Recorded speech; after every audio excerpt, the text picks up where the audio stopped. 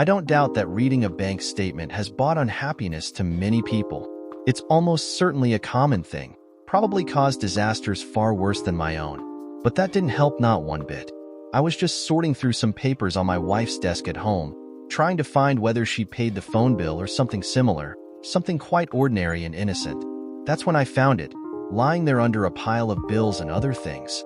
A bank statement, from Barclays as it happened, and I probably only noticed it because we do all our stuff with HSBC, and the blue color on the heading just caught my attention. I guess she'd chosen another bank to keep it hidden, which was ironic really, as it was that difference that led me to taking note and flipping through it. First I checked the name at the top, and it read Ginny Matthews, so no surprise there. But the address I'd never heard of, somewhere in the West End of London, way south of Cambridge where we lived. Next I checked the figure at the bottom, £17,546, a tidy balance, but where had it come from? I had no idea. Then I looked at the list of transactions over the last 3 months, and was staggered at the regular large sums of money that had been going into it. £600 one day, over 1,000 a week later, then 800 just 6 days later, and so it went on. Now I make a good living from my business, and was used to largish sums of money, but Ginny only did a bit of part-time work for some public relations company, an occasional afternoon, or more likely an evening, at the most a weekend, standing in for someone at some function or other, and even then mainly only for the fun of it, as it didn't pay a fortune. It was when I scanned the list of payouts that I was really thrown. As there, every month was the same sum of money taken out by standing order, £567. The sum sounded worryingly familiar.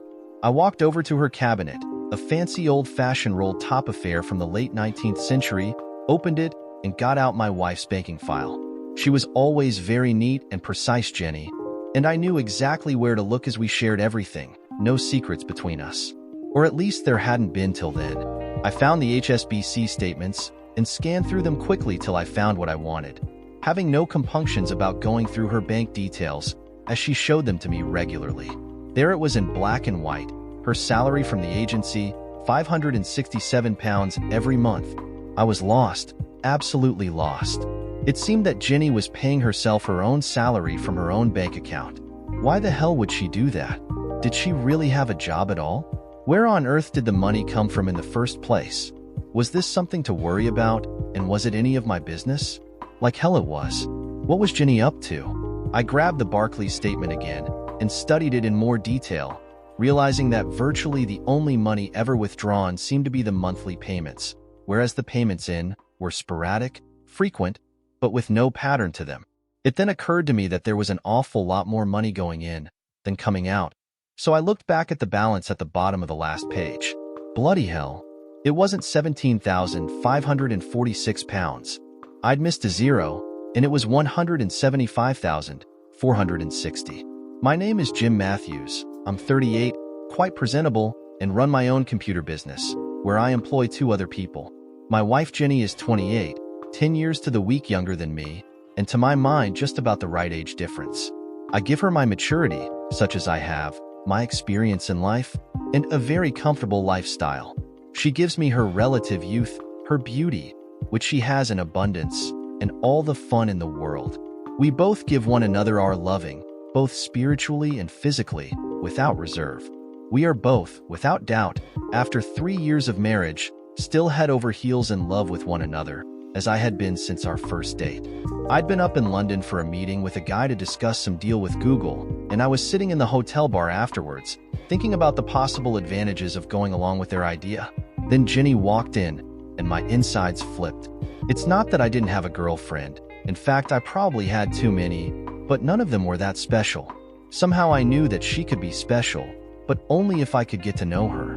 Ginny was 5'6" tall, slim, with nice shapely, tanned legs that seemed to go on forever, from the dainty high heels on her feet, till they disappeared under the very short cocktail dress that she wore. She had longish dark hair and deep brown eyes with a cute little turned-up nose. My dream girl wasn't a classic beauty, but she didn't need to be, and every man in the place must have been eyeing her up, all no doubt with similar thoughts to my own. She simply oozed breeding, elegance, confidence, fun and sex, and not necessarily in that order. I'm sure everyone watched her as she looked around, nodding to the receptionist who obviously knew her, no doubt a regular resident. Then she looked straight at me and my insides did a somersault, as her soft brown eyes melted away any doubts that I wanted her. I smiled back and acknowledged her, wondering what the hell to do next, but didn't have to worry about it.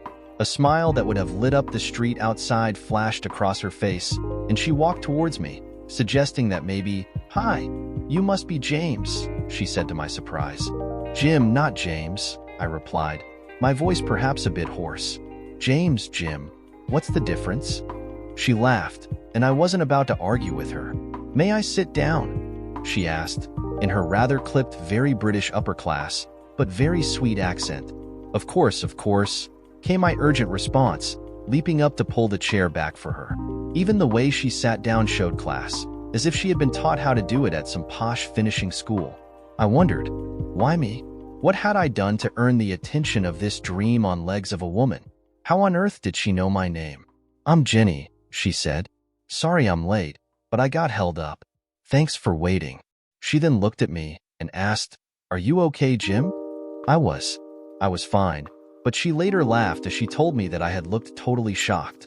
I recovered quickly, however, and within moments we were engaged in gentle banter, delighted to discover that we shared so many interests, the same music, tennis, Indian food, and believe it or not, even rugby. Jenny was an educated woman and could speak about a whole range of subjects, unlike the others that I had been with lately. Then her mobile rang. She excused herself and answered it. I heard her say, "No, I'm here." "No, he's here as well." "Couldn't be. He's here with me." "Oh dear. Oh golly. Hang on a mo." She looked at me quizzically, the smile returning to her lovely features, and I stared back. "Were you expecting me by any chance?" she asked. No. "But I'm very pleased you arrived," I replied cheekily. "You're not James Green at all, are you?" "No, I'm Jim Matthews." "Oh shit," she said as she giggled and lifted her mobile cock up. She said into it, "I was late and I've got the wrong James, or Jim actually." Her use of profanities with her posh accent was wonderful. Sounded so out of place, yet so natural. She turned her head and half covered her mouth so that I could not make out the next few exchanges between her and whoever was on the other end of the line. I just knew I was going to lose her in the next few minutes and desperately tried to think of something witty to say the moment she ended the call. Then Jenny looked back at me, still holding the phone, that smile, verging on a grin, spreading back across her face. "No, he's quite cute actually," she said into the phone, but staring straight at me, making sure that I could hear. "Rather good looking in a rugged sort of way." I think I may have blushed. "Okay then, give him my apologies. Next time he's in the UK maybe," and she finished her conversation, slipping her mobile back into her bag. "Well then," she said, "looks like I've missed my appointment. Never mind, it'll keep." The smile never left her face. "Assuming you're free this evening, what do you fancy doing, and how about we do it together?"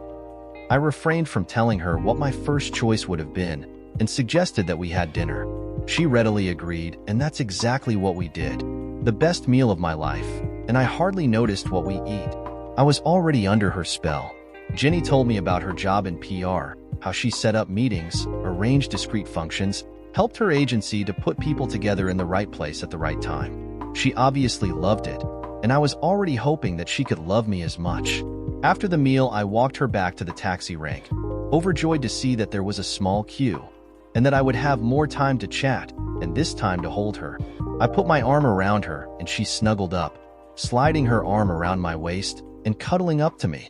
I kissed her lightly on the cheek, and she returned the favor, just the sweet smell of her sending my senses into overdrive.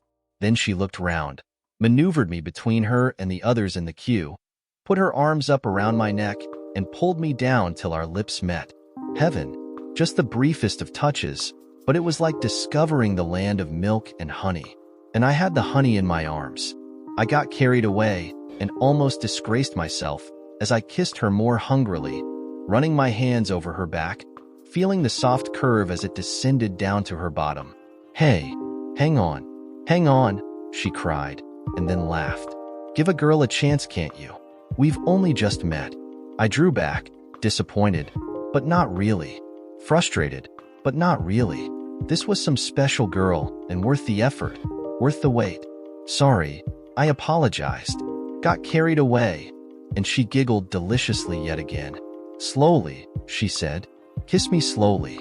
It'll be worth it in the long run. Christ, I was lost, and I think it was then that I fell in love with Jenny, my wife. That was it on our first accidental date. I suggested we might go back to my hotel for a nightcap, but she'd have none of it, teasing me that I was after a little more than that, and that a first date was just too soon. Can I see you again? I asked, and she teased me again, humming and hawing about whether it would be worth it, all the time holding on to me, holding me against her beautiful slim body and sending me crazy with desire. Okay, she relented at last, shrugging her lovely shoulders. I'll ring you. What's your number? I don't trust you, I said, a bit boldly.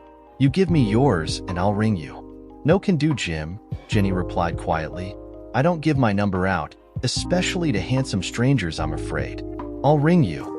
We made a compromise and agreed to meet the following Tuesday, too long for me, but the earliest she could manage. What was I going to do about this newfound knowledge about my wife's affairs? Why did she have all this money, and where did it come from? Sure, her parents were rich, owned an estate down in Kent, hunted, shot pheasants, and owned a fair share of one of the smaller merchant banks, one that had survived the aftermath of the Big Bang as well, so obviously the family was well connected. There was no reason why my wife wouldn't have money, even sums like that, but where had it come from, and why an obscure if substantial sums? It had to be something to do with the public relations company she worked for, but really, I had no idea. I'd ask her. I just knew I couldn't. If she was hiding it from me, then there was a reason, and I had to find out that reason whatever it cost. I have to admit, it frightened me a bit, though it seemed impossible. It seemed that Jenny seemed to be mixed up in some shady deal or something. I had to go down to London a few days afterwards, so I looked up the address on the statement. It was a swishy area and reeked of money, old money, just the sort of place Jenny's family would feel comfortable in. At least that relaxed me a little. I looked at the brass plates on the door, but none of them meant anything, just a couple catching my eye, Corporate Agency and Golden Circle Agency, the others all being accountants or stockbrokers by the sound of them. I waited around for a while, but nobody arrived or left. No joy there. I had drawn a blank and didn't know how to proceed. All I could do was confront her, but that didn't appeal at all. She was hiding something from me, and now it seemed possible her family were involved. I had to find out what, and perhaps more important, why. Our second date was memorable, and I remember quite clearly what she wore. The tight denim jeans and white sweater would have looked good on any attractive woman. Pierre Cardin just has that ability, but on her it was stunning. I'm sure it was for women like my wife that designers like him got their inspiration. It was a woman like my wife perhaps that launched 1,000 ships. We went to the theater, then on for a late dinner. It was superb again. No idea at all what we eat. Afterwards, the two of us strolled down the banks of the Thames, arm in arm, like lovers have done throughout time, and I sort of assumed she would come back to my hotel. She did, and I sort of assumed she would come up to my room. She did, and I sort of assumed that she would join me in bed. She didn't. She wouldn't. Not that we didn't enjoy ourselves, and not that I didn't manage to persuade her out of her sweater, her beautiful firm jugs being everything and more than I could ever have hoped for. She grabbed me, kissed me passionately, forcing her tongue in between my lips, twirling it around mine. The very taste of her sending me into a trance. My fingers started to undo the top button, and she gasped, cried out, her bums already gyrating, thrusting herself up to my hand.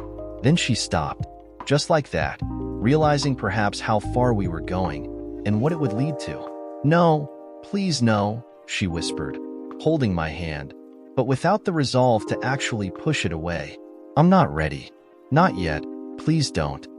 It was maybe the most difficult decision I ever made in my life till then. I stopped, pulled back. She made no attempt to stop me, almost daring me to defy her. Looking at me imploringly, however, trusting me not to. Then the moment was over, and we cuddled up, kissing and holding one another tightly. Bloody hell, we were adults, me in my 30s, and her into her 20s. But she wasn't ready. Not yet. I asked what the problem was, if there was indeed a problem, and she nodded. whispered yes, and then burst into tears. What can you do? If you love the woman, and by then I undoubtedly did, then you accept it. I held her tightly, spoke to her calmly, and told her that everything was okay.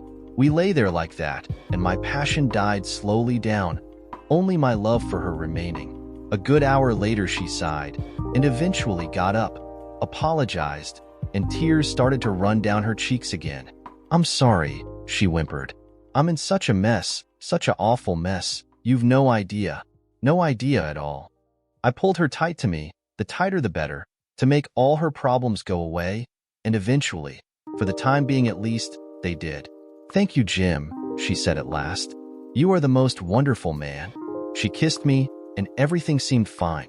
We stayed there cuddling for some time, but it had to end, and I found myself escorting her out to the taxis yet again.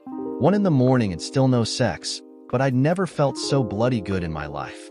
I thought about confronting Jenny with the problem of where all the money had come from, and why was she paying herself.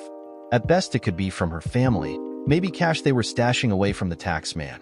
That took my fancy for some time, but it was too easy, too convenient, and I knew there was more to it.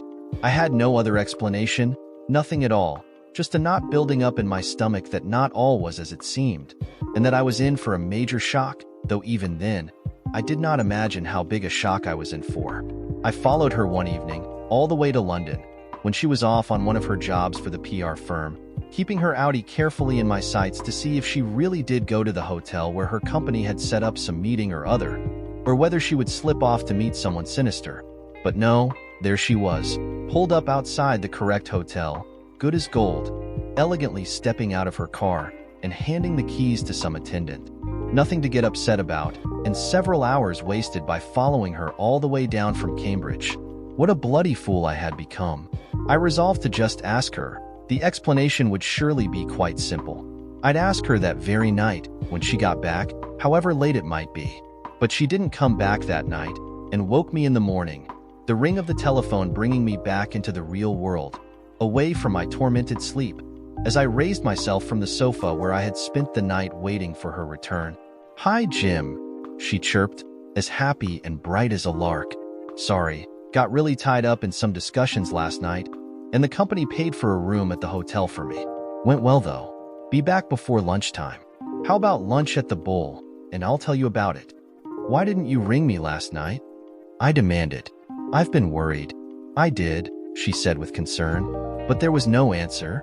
I left a message." I looked down, and sure enough the message light was flashing on the phone. She must have rung when I was on my way back from London, and I hadn't noticed when I'd come in, with all the other things on my mind. I agreed to meet her at the Bull, but I was still confused. I felt the world closing in on me.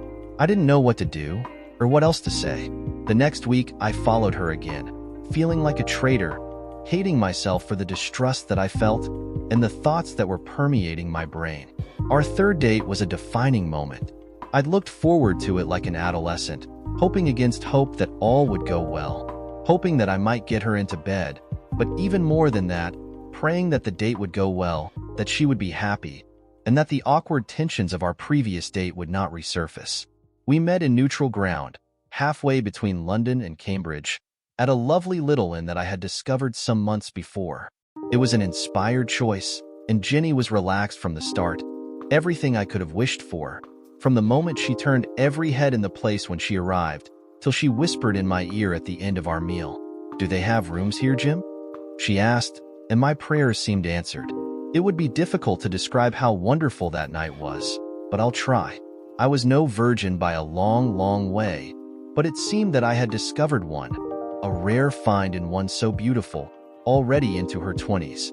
She was so nervous as I undressed her, as if I had been the first one to ever do so.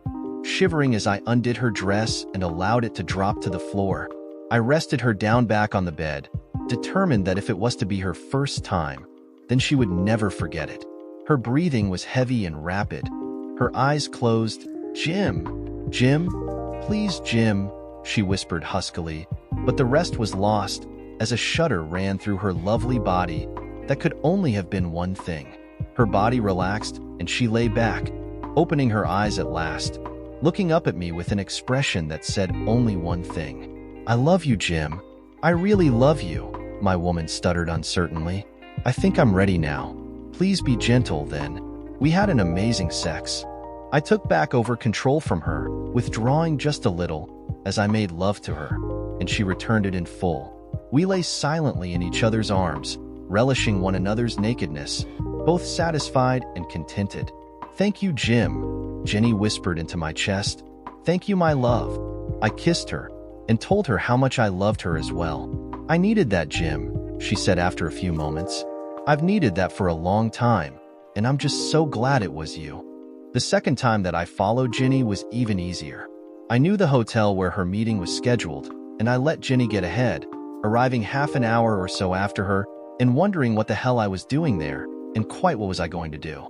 I slunk into the reception area, terrified that she would spot me, having no idea what explanation I could possibly make for my being there. She wasn't there, of course. Why should she be? So I made my way to the bar, peeping in, already having decided that this was all so stupid, so childish, and that I would leave immediately if she wasn't there. But Jenny was there, in the bar, chatting to some guy. She was sat with her back to me, but I knew it was her, and the man she was talking to looked American. Much older than Jenny, maybe in his late 50s, expensively dressed and impeccably groomed. I felt the tension draining out of me as I realized that he was exactly as he should be, a rich client of the agency, obviously some businessman that she was discussing some arrangements with. I felt such a fool, cursing myself for suspecting that Jenny had been involved with some man, though I hadn't even allowed myself to admit to those thoughts till that moment. What was I to do then? I was still no nearer to the truth about the money, but at least my main fear had been allayed, and she wasn't having an affair. Maybe this guy was something to do with all the money she'd been hiding away, but I was no super sleuth and had no way of progressing further. Go home, I thought to myself. Just go home and stop being so silly. Another few hours wasted, driving up to London and back, just because of my stupid doubts. Then Jenny stood up, and my stomach went tight. She looked fabulous and so sexy in a tight black mini dress that just skimmed below her bottom, leaving her long, slim legs so bare, and molding round her body so that even from across the room, I could see she couldn't possibly have been wearing a bra. The tightness in my middle gripped tighter, but it wasn't how gorgeous my wife looked, but that I'd never seen that dress before, and it certainly wasn't the smart gray skirt suit that Jenny had left our house in, just a few hours before. My chest went tight, but I told myself I was being silly again, unreasonable. Why wouldn't she change for an evening meeting? Why shouldn't Jenny look sexy to impress an important customer? Then she laughed at something he said and smiled at him. Our smile, the one that would light up the street outside. The smile that I always imagined she reserved for me. Worse, she reached up to him and put her hand on his chest, playfully, coquettishly. Not the sort of gesture a woman would make to a business client, not unless she knew him well. Very well indeed. The thought that it could be a friend of her father's flashed through my mind. An old family friend maybe, like an uncle. But I was clutching at straws, and when Jenny reached up, stretching on her tiptoes to kiss him on the cheek, my world started to go black. A dark rage come over me, only getting worse as he bent down and returned the kiss, but directly on her lips, the two of them holding it for longer than any uncle and niece had a right to.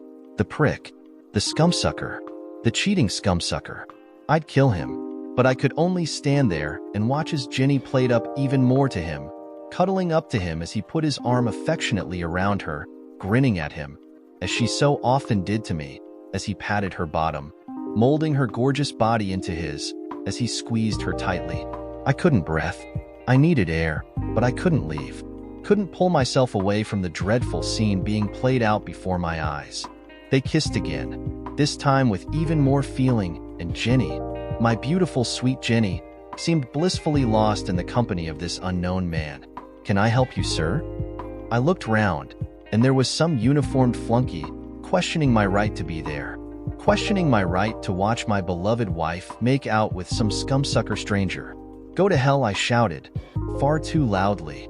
It all got out of hand after that, and he called for help, three of them manhandling me out to the back entrance, as I watched Jenny going off with this stranger, laughing at his no doubt stupid bloody jokes, running her hand up and down his back, and making no objection as he reached down and cupped the cheeks of her bum, as if he owned it. I found myself on the floor in a back alley, a few scratches on my face, but no serious harm done. I made my way back to the front and stormed back in, determined to confront her, to find out what was going on. But the security guys caught me again, threw me out on my ear, threatening to be less gentle if I didn't bugger off, unwilling to listen to my pleas that my wife was in there with another man. I slinked off, searching hopelessly up at the windows, wondering which set of curtains they were hidden behind. And the thought of what that scumsucker was doing to my Jenny, my dearest Jenny, tearing at my soul. What hold did he have over her? Where did the money come into this? Damn it, the money didn't matter anymore. My wife Jenny was in there somewhere being screwed by her lover, and I was powerless to stop it. Again in flashback. After that last date, things went wonderfully. I felt like a teenager in love again, and it just never seemed to go away. Jenny seemed the same, and I met her parents, who seemed overjoyed that at last someone had won her heart. We were married 6 months afterwards, the biggest wedding I'd ever been to, or ever likely to, all paid for by her wealthy parents, who seemed more interested in making a good show than anything else. I vaguely tried to find out if she had some troubled past experience, why she had apparently still been a virgin in her 20s in this day and age, but she didn't wish to discuss it, promising to tell me all about it one day, and we were so happy, so in love, that it didn't seem to matter anyway. The first 6 months were bliss, unless you worked for me, of course, in which case it seemed that nobody could get much sense out of me. It didn't matter, as everyone was happy for me, even my competitors so touched that they didn't take too much advantage. Like hell they didn't. It came as a wake-up call when we lost a big account, and I had to put a lot more effort into my business. Not that I neglected Jenny, however, but she felt the difference, I supposed. Lost a bit of her spirit and acted a bit down. "What's up, Jenny, love?"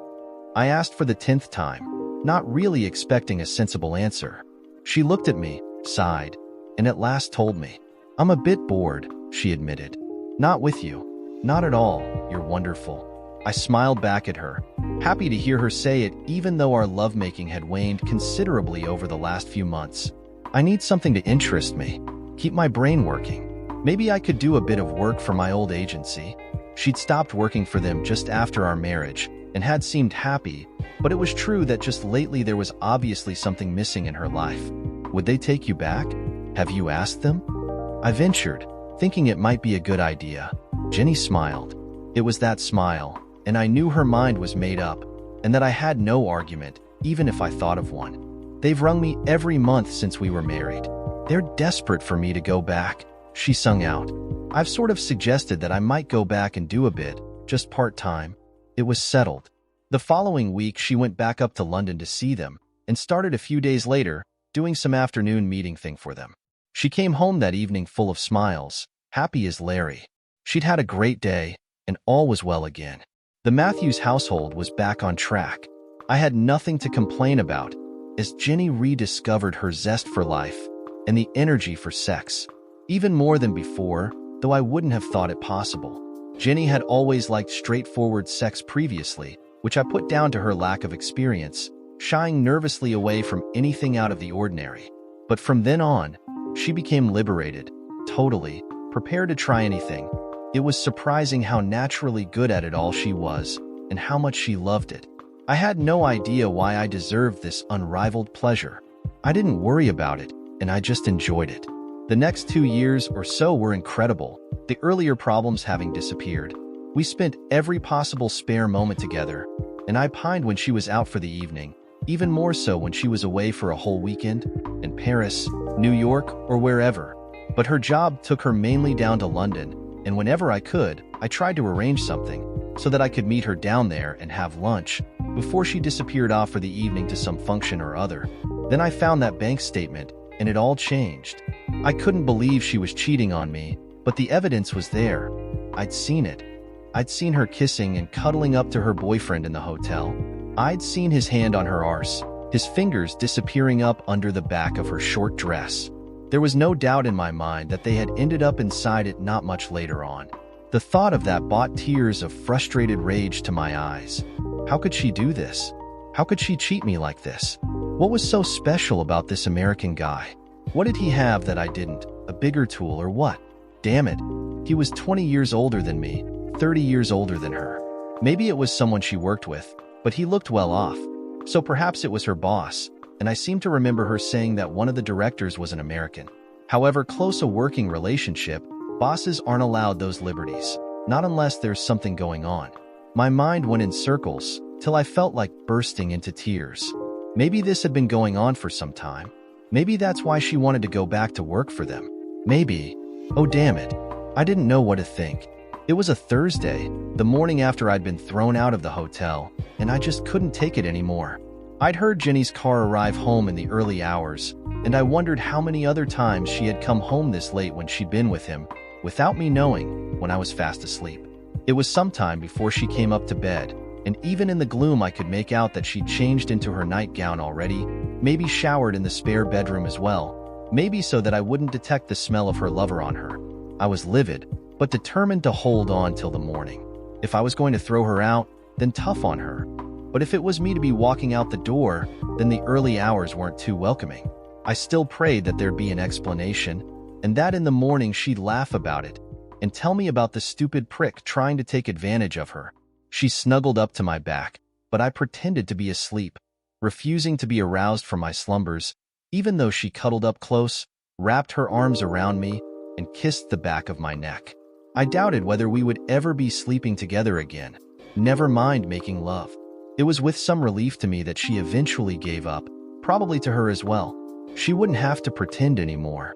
The next morning I was up and dressed long before her, but then I hadn't had such an energetic evening, as she had no doubt experienced.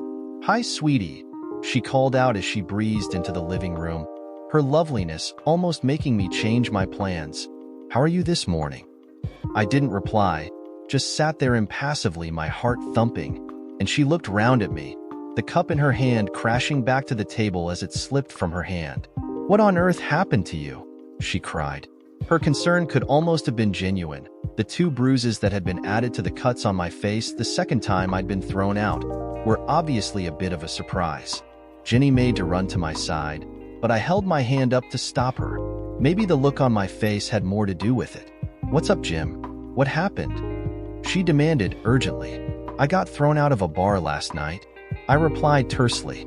I didn't get the response I expected, but I should have foreseen it. "What? You? Thrown out of a bar?" she squealed in her oh-so-English accent. "You stupid man, you. What did you do, get drunk or something?" She looked at me and grinned, almost giggled as she imagined me, the pillar of respectability, getting thrown drunk out of some pub. "Hope it wasn't the Bull Gym. We're supposed to be going there tomorrow night?" The grin on her face died as she realized I wasn't smiling back. From now on I would begin to enjoy this little discussion, and in some small way, I would make her suffer for what she had done to me. "What's up, Jim?" she asked simply. "Sit down," I instructed. "You may need to." I waited a few moments, savoring the tension in her face. She knew something was up, but had no idea what. Now the shoe was on the other foot. It wasn't a pub I was thrown out of, it was a bar. A hotel bar. "Hotel bar? What hotel?" "One in Cambridge," she asked, unable to understand where this conversation was going. "Not Cambridge. London. The West End, sort of Knightsbridge way." I noticed a quiver on her lips, no more than that, but mention of Knightsbridge shocked her. That's where she had spent the night. "Which hotel?" she asked, but she had already dropped her gaze. I guess she knew what was coming. "The Grand Central," I said calmly. "It's just off the square. Maybe you know it, Jenny? Maybe you've been there?" "Recently, maybe?" Jenny ran her hand across her brow, and then looked up, trying to force a smile to her face. She didn't know how much I knew. Christ, I didn't know how much I knew. "Okay, so I was there last night. I was working," she whispered, and then spoke louder, more confidently. "Christ, Jim, you knew I was going there. I told you so. I always tell you where I am going. What's this all about?" "It's about who you were with," I answered, still calm outwardly, if not inside. She looked straight at me, not sure what to say. "A client, just a client," Jenny said at last, but her voice wavered. I think she already knew she had lost. "And do all your clients get to feel your arse? Do they all treat you as if they own you? Do they all get kissed like they were your lover?" I threw at her. Losing my calm completely, Jenny looked at me, and her face dissolved. Then she burst into tears. I should have felt triumph, but all I felt was heartbreak, our heartbreak. I still loved her, you see. I resisted the temptation to rush to her, cuddle her, and tell her it was all okay, to not worry about it. It was too late for that. I waited, as there was no way that I was going to say the next words. What she said next could just make a difference. After a while, she looked up, and whilst still sniffing back the tears, said, "I love you, Jim," then burst out crying again, the grief racking through her whole body. I again waited till she settled down, again waited for her to speak first. "What did you see, Jim?" she asked timidly. "I'll tell you what I saw, you witch. I saw you smile at him and kiss him. I saw you stroking his back and him fondling your backside, which you didn't seem to object to. I saw the two of you going off arm in arm towards the stairs with his hand halfway up the back of your dress. That's what I saw. I suppose you were off to his bedroom. Am I right?" Jenny looked at me sadly, sadder than I could ever remember seeing her. She opened her mouth to deny but stopped, knowing it was a waste of time. Then she nodded her head, just enough to acknowledge my fears to be correct. The look in her eyes was one of utter despair. "I suppose you screwed one another, screwed away all night, and then had the damn cheek to come back here, smelling of him." "That's not true," she wailed back. "I didn't come back like that. I showered before leaving the hotel. I'd never do that to you, I promise." I wasn't sure what her promises were worth anymore, so I went on. "Then why did you get changed in the other room? Why didn't you undress in our room like you normally would?" "I didn't want to wake you. If you were sleeping, then I didn't want to wake you up." Her response was immediate, had the ring of truth, but hardly excused her. "And why was that?" I asked at last. "Because you didn't want me to know how late you were back?" "Maybe," Jenny whispered almost inaudibly, after some moments. And not for the first time, I'll bet. I shot at her, her silence confirming my accusation. "What do we do now then, Jenny?" I asked after another long silence, the only noise her sniffling, as she tried to control her emotions. I wasn't enjoying this as much as I'd hoped I would. "I don't know, Jim, but I do love you. Only you. You're the only one." "Oh yes, Jenny, I'm the only one you love, but you make love to some other guy behind my back." That's really convincing. I really believe that. It was just sex. We didn't make love, not love. It was just sex. Fun, exciting even, but just sex. "And there's a difference?" I questioned her. She nodded her head. "Yes, there's a difference, a big difference. Please, Jim, understand there's a big difference." I was in no mood to understand the difference and was finding it harder to control my anger. "This lover of yours," I continued, "who is he? How long has this been going on?" "He's not my lover. I've told you he's not. It's not what you think, Jim, honestly. There's absolutely nothing between us. Please believe me, it's—" "Shut up, you stupid," I interrupted her. "Stop making it worse. Stop lying to me. Do you think I'm bloody stupid or something? Tell me now, how long have you been screwing him? Is it weeks or months, or maybe years?" "I only met him last night," said Jenny, suddenly calm, though the tears still streamed down her cheeks. "I met him at the hotel, probably only 5 or 10 minutes before you spotted us." "Oh yes, and I'm supposed to believe that, am I? I suppose he bought you a glass of wine and got you drunk, took advantage of you, you poor little cow." "No, it wasn't like that at all, Jim," was my beautiful virgin bride's whispered answer. "As I said, I was working. He paid me to have sex with him." Jenny's story. Hi. I suppose you must all think I'm awful and I can't blame you. It broke Jim's heart when I told him the guy in the hotel had paid me for sex, that I was a call girl. I tried to tell him I wasn't, that I worked as an escort girl, but who was I kidding? Not even myself anymore. He called me a cheap prostitute, and that really hurt me. Made me cry. Somehow I can't stand the word prostitute, and I just can't think of myself as one. A silly little difference in words maybe, but it had always allowed me to live with myself. And cheap? No, I certainly wasn't cheap, not by any standards. My clients were all very rich, and they had to be to pay me, and the commission my agency, Golden Circle, took. Top politicians, sportsmen, captains of industry as the press called them. All sorts, and from all over the world as well. Like the other girls, I had regulars, once a month maybe, and some of them I'd known for some years, a couple before I even met Jim, though I prayed to God that he'd never discover that fact. There were British, American, Canadian, French, all sorts, quite an international clientele. Mostly it was when they were visiting London, usually on business, but they often invited me away for the weekend, and before I married Jim, sometimes a week or more. Golly, that always cost them a packet, several thousands, but I guess I gave them good value. When I was with them, I was their girlfriend, their mistress, loving and attentive. For my clients, I must have been the perfect girlfriend, available on demand by way of a simple telephone call, to do more or less anything they wanted, and not there when they didn't need me. I never spoiled it by taking money direct from them either. That went through Golden Circle, and they then paid my cut. But since I'd got married, direct into my secret bank account. I never even touched any of that money. I couldn't bring myself to do so, and it had long since been nothing to do with money anyway. That is, except for my so-called monthly salary, which was then transferred to my normal account to cover up what I was up to. And I made a point of letting Jim see that on a regular basis to make sure he suspected nothing. Then he found that damn statement. The man I loved so completely and desperately found it, where I had hidden it overnight, and my world collapsed. I cried for a week, and my eyes were red with my grief. Jim had stormed out of the house, and he was crying like a baby. I couldn't believe I could have hurt him so deeply. It was stupid to think I could get away with it forever, and I don't know what I must have been thinking. It had just become my way of life. I'd been doing escorting when I met him, and though I'd stopped for over 6 months after we got married, it was like a drug, and I drifted back into it. I could claim I was forced, but that is too easy, and I don't deserve easy anymore. I've lost my right to that. I had no idea where he'd gone, where he was living, and despite my calls, he refused to speak to me, or even listen to me. I was desperate, almost suicidal, and though I understood his hurt, I knew he loved me, or at least had, and couldn't understand how he could cut me off so abruptly like that. I cut myself from everyone, and didn't have a friend in the world.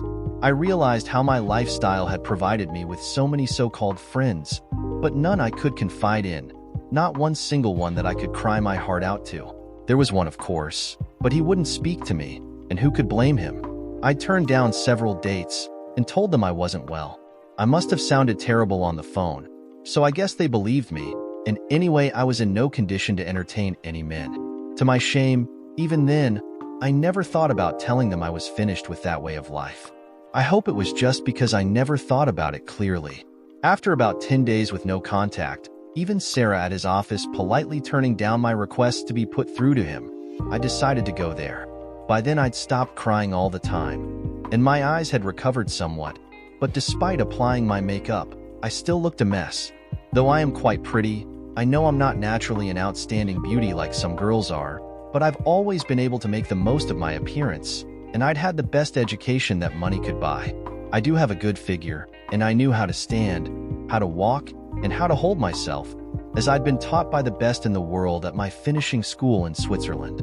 I taught myself how to laugh at men's jokes, and how to talk to them on subjects they would be interested in. I knew I had a dazzling smile, but I'd been born with that. I was used to heads turning when I walked into a room, and I adored it, almost came to expect it. But I didn't turn any heads that day, none at all. "Christ, Jenny, you look terrible," said Sarah when I presented myself at her desk. We had become quite friendly over the last few years, but she was normally the epitome of discretion, so my appearance must have really surprised her. "Sorry, Jim is not here. When will he be back?" I asked, fighting to hold back another bout of crying.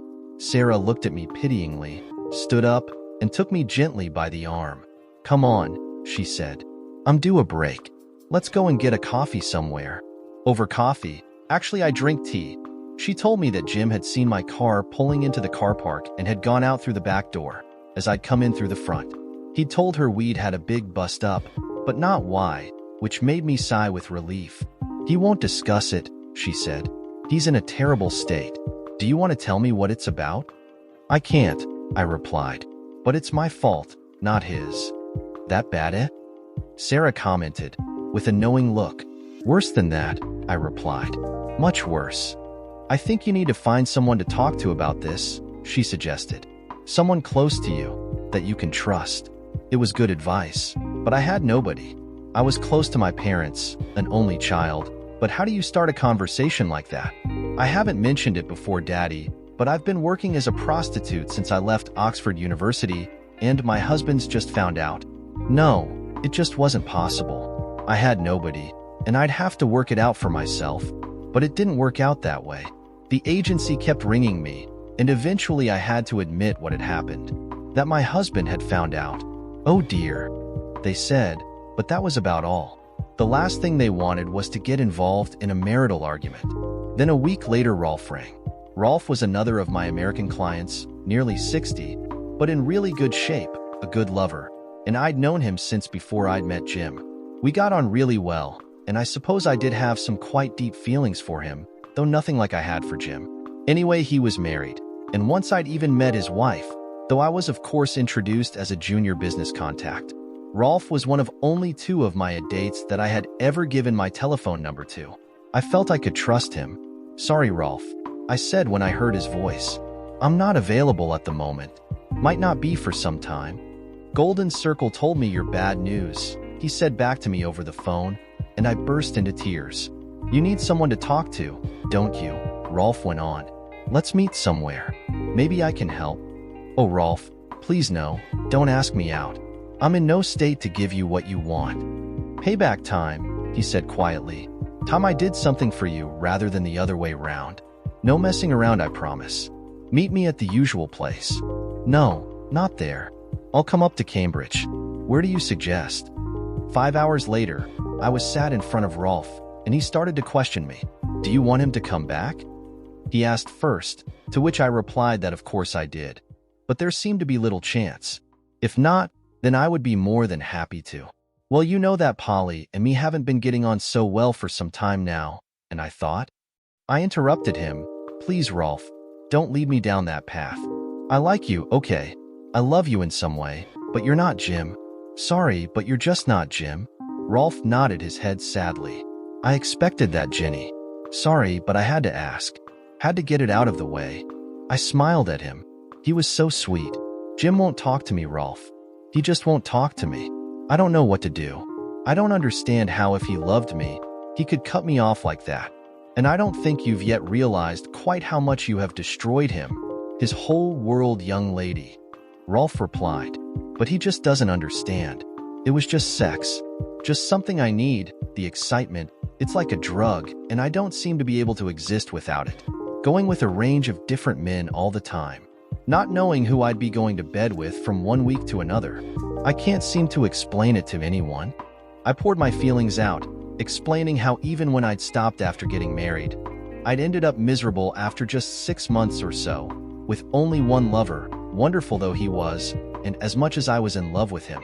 Just sex, was it? Rolf asked.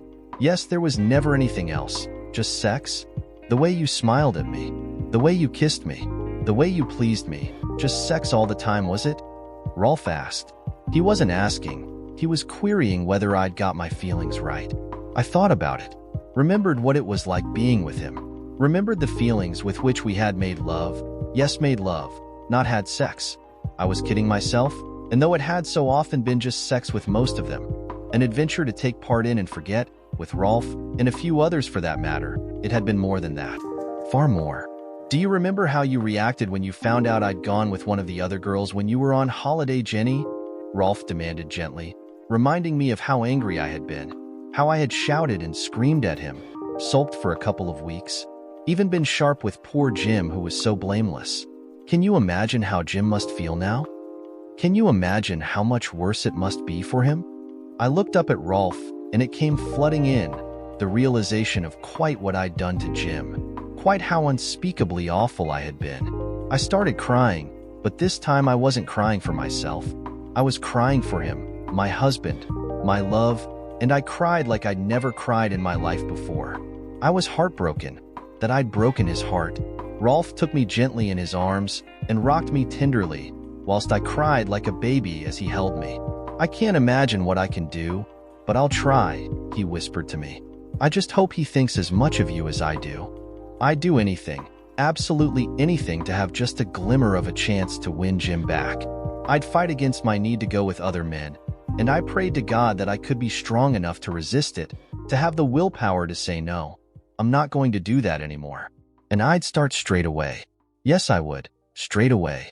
I'd tell Rolf to stop undoing the buttons of my blouse. I'm determined I will. I'll tell him to stop immediately. Right now. I mean it. Right now. Right now. I'll tell him to stop. I did it because I loved Jim. I stood up and went back home. I was still in my thought and feeling the pain. I desperately wanted to meet Jim. I tried, but I never found him. I tried to call, but his phone was off. 3 days later, I was at my mother's place. A man dressed in a suit came over and knocked the door. I opened and the man asked if I am Mrs. Jenny. I nodded. You have been served. He handed the manila envelope and walked away. It was what I was dreading. I knew I lost Jim forever. It took 7 months. I fought the divorce, but he never gave in. Finally, the judge granted what Jim wanted. He never spoke to me. I tried to contact him many times after the divorce, but he never responded. I never married or dated again. As for Jim, I heard that he moved to a different state and is currently engaged to a school teacher. Well, life goes on. Unfortunately for me, it moved to a dark world.